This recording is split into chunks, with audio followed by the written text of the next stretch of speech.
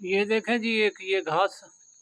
पहले तो मेरी आप लोगों से गुजारिश है कि इस वीडियो को हर बंदे तक पहुंचाएं, फेसबुक पर शेयर करें, जहां जहां भी आप जो भी प्लेटफॉर्म पर काम करते हैं, चलाते हैं, हर जगह ये जानकारी सब तक पहुंचाएं। ये है जी चौलाई।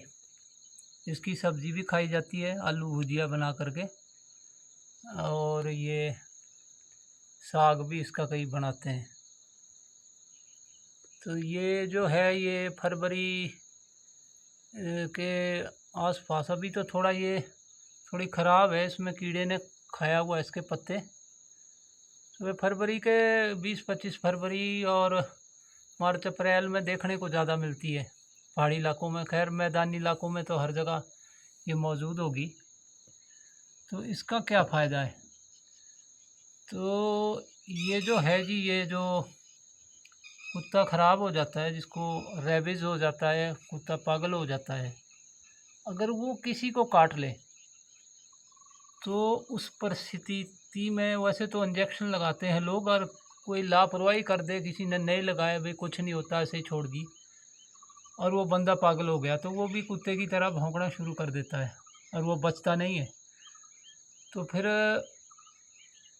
ऐसी परिस्थिति में तो कहते हैं, जिन हकीम साहब ने मुझे, वैद्य जी ने दवाई बताई है, उनका नाम है जी सुनील सिंह जी। वो है जी अयोध्या, यूपी के रहने वाले।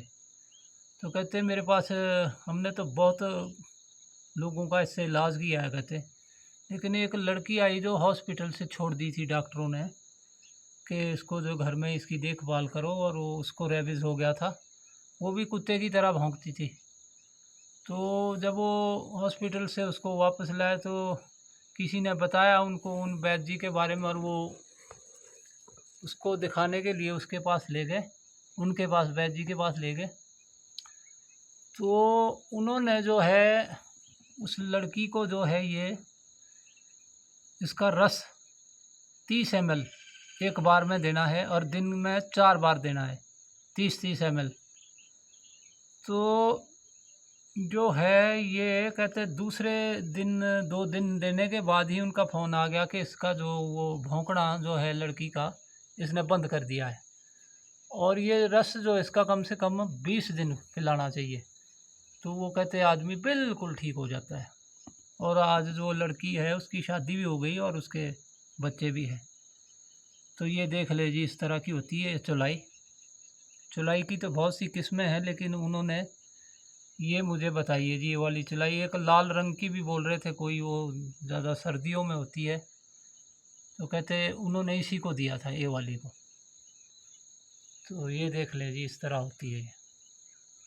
और इस वीडियो को ज़रूर शेयर करें जी, हर बंदे तक ये जानकारी इसकी होनी चाहिए। और कोई भी अगर किसी को देता है तो इसके पैसे ना ले, बिल्कुल भी, ये फ्री देनी है, वरना जो कोई पैसे लेगा तो उसके हाथ से ये काम नहीं करेगी।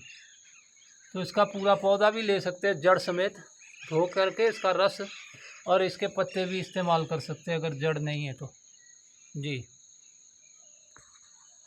धन्यवाद।